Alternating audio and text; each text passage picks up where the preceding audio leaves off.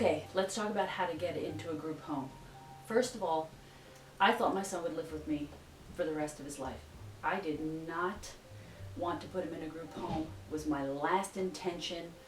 I thought I would take care of him forever until I spoke with other parents that had their children in residential programs, and I talked to a sibling of someone with a grown brother with special needs after the parents had passed away, and now he has become a burden to all the siblings that pass him from house to house, and he's in a wheelchair and they all have to take care of him. And they all encouraged me that this would be the best thing for my son. Now, here's how the system works. The first thing you need to do, you need to register with the Division of Developmental Disabilities, DDD, with the state of New Jersey. You do that when they're young. Do it when they're 3 years old. Get them registered. They will offer you respite care when they are kids, which I didn't use because I didn't think I needed them. I always had grandma babysit and sisters babysit until he became a teenager. When puberty sets in, they get aggressive and violent, and he became too much for them to handle. So then it was down to pretty much just my husband and I were the only ones that would take care of him. When he was 17, he started vomiting and having seizures every time he was home, and he needed to be placed into a residential setting. So I called DDD, and I talked to them and told them everything that I was experiencing. So they put him on the priority list to get into a group home. A couple of months later, I got a letter that said that Robbie was number 4,555 on that list. So I met a woman at work that works for an organization that runs group homes, and she told me there's another list. It's an emergency list. So the priority list really doesn't mean anything. Usually what happens is, as someone with special needs is an adult and their parents become elderly and are sick and dying, and there's no one left to take care of them, that's when they will be placed into a group home and need to be put on the list. So the emergency list is beyond the priority list. And the way you get on that is you have to prove that your child is in danger of imminent peril, or he's a danger to himself or others. Then you get placed on the emergency list. Then you wait, and it's like applying for college. They send his packet out to different group homes. They'll look at his packet. They'll decide if he's the right fit for their organization, and then they'll decide if they will accept you. And then it becomes funded by the state. Okay, it's kind of like getting that full scholarship. My son was 18 at the time. He was young, so he had to go. We had one organization out of all the organizations in the state of New Jersey. There was only one that had a CPEP program, and CPEP is for 18 to 21-year-olds. So they accepted him, and when I went to look at it, they are based out of Elizabeth, New Jersey, and the first place that they wanted to put him in was in the heart of what I call the armpit of New Jersey. It was a couple of miles from Newark Airport. It was not far from Newark.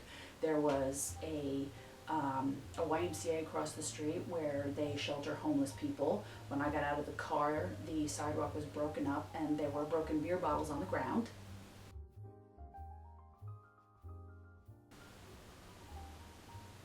When we walked in, the other resident was sitting on the steps smoking. And we went into this apartment, and I toured it and turned around and came back out and said, hell no, my son is not living there. But before we got to that point, I want to mention that the state will do everything they can to keep you from putting your child in that group home, because there's just no money for it. So what they did was, the first thing they did was they offered respite to him. So So because I called my DDD case manager in tears, crying about what I was going through with Robbie. So every weekend he was getting diarrhea and he was getting upset, he didn't want to be home. So they offered me respite, so Sundays he began to go from 9 to 4 and they took care of him. I dropped him off all day and they went and did activities. They went to Great Adventure, they went to, they went out for ice cream, they went to the movies, they did activities, and he really enjoyed that. But they closed every time it was a holiday. So what was I supposed to do for Christmas break and all these other times where, he was getting sick? So that really wasn't the answer. Then they brought a behavior specialist in to my house from Trinitas Hospital, and she looked at the house and tried to come up with ways to calm him and soothe him. And the bottom line was, she said, there's nothing that she's going to do that's going to help. Really what happened is every time everybody saw Robbie and they saw how severe he really was, they realized, you can try every technique you want, he needs help. So I think she was the one that decided that he would do best in a group home setting. So that's when we finally got put on this emergency list to be placed. So I said no to the place in Newark, and so then they found another apartment for him in Elizabeth, and they were so unorganized that the AD, who's the assistant director that runs that home, wasn't even there the first day that we dropped him off. They had just random staff that were subs that day. They sent him off to his room to watch TV all day. He destroyed his room. He threw everything out of the room, and then by the second day he had a seizure and he was back in the hospital, and he went to Trinitas Hospital that left him alone. They wouldn't let the aide into the room with him because he wasn't a family member, so they left my autistic son laying alone in a hospital bed in the emergency room unattended. Thank God he was so out of it, because he would have ripped those leads off, got up and walked out of that hospital and had been lost, and nobody would have known where he was, and they wouldn't have been able to find him. So thank God I got there in time before he really woke up. So I packed him up, I brought him home, I said, he's never going back. So then, basically, they kissed my butt.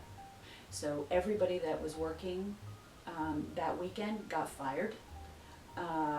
We started all over again and decided that we needed to transition Robbie slowly because it was too much for him. It was too much, too soon, too fast. And a kid with autism can't handle that much change.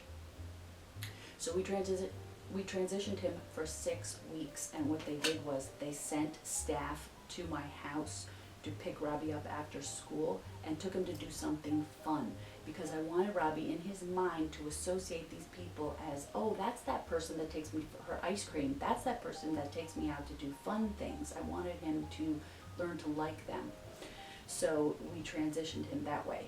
They would come to the house, they'd pick him up, they'd take him out for ice cream, they'd bring him back.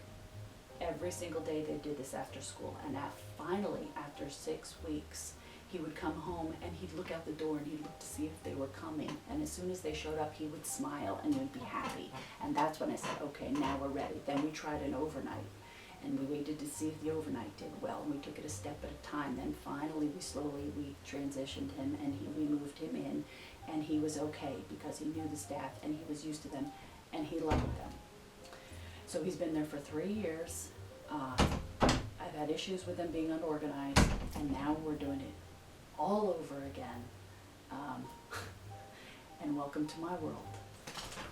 So that's how it's done. As your child is beginning to age out of school, hopefully you have transition coordinators at the school that will help you and talk to you. They will tell you that you need to register with DDD. You also need to declare guardianship. That you will need an attorney for. You want to, because if you don't declare guardianship when they turn 18, they'll be expected to sign their own name, answer their own phone calls, HIPAA laws with the doctors, you're not allowed to release information, okay? So the doctor, so your child will be the only one that's allowed to receive their information from doctors unless you become the legal guardian. So that you need to do. You need to find a lawyer that specializes in special needs trusts and become their legal guardian. Hopefully your transition coordinator at your school is going to help you with all this and tell you what you need to do. They'll help guide you with going out and looking for appropriate work programs for your child once they turn 21 and they graduate school. Now for me, I had to prove that my son was in danger of imminent peril. And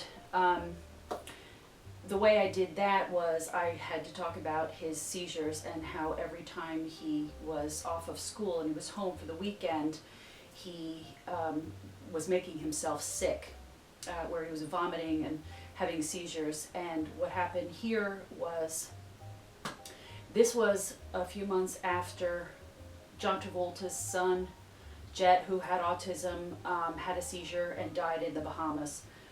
And then a few months after that, my next door neighbor's brother, who had special needs, he had a seizure in his sleep and smothered to death, and he died also when he had a seizure. So as you can probably, surmise from that, we were terrified of him having seizures and dying. So, and they were brought on by stress. Every time he was not in school, he was making himself sick and stressed out. So we wanted to create an environment for him that was closer to being like his life in school.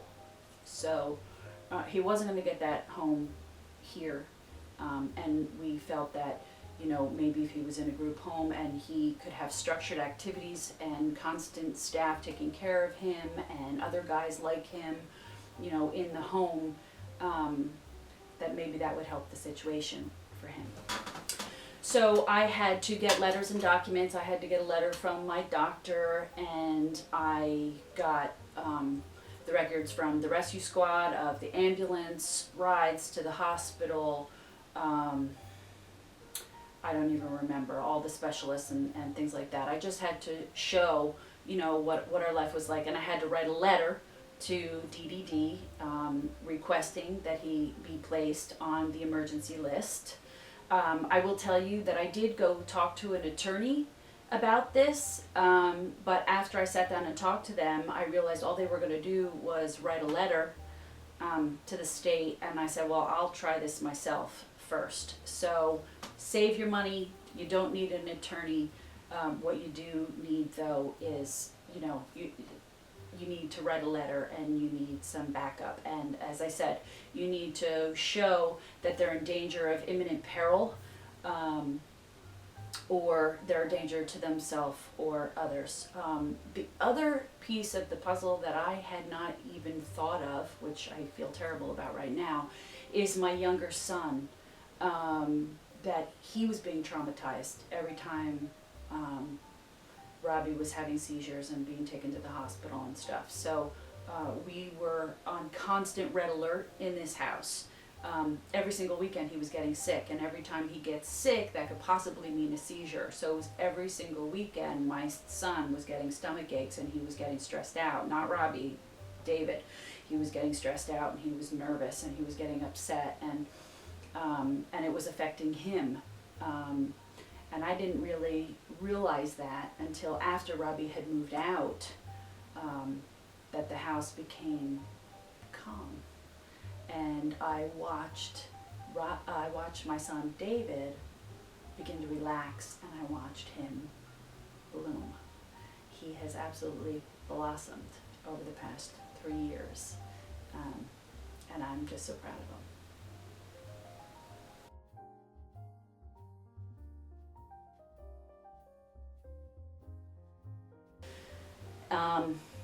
If you feel that you've reached your point where you can't take it anymore, and I'll tell you, it's kind of funny, it takes a staff of 6 people to do what I did alone. With my son, I didn't realize that I did as much as I did.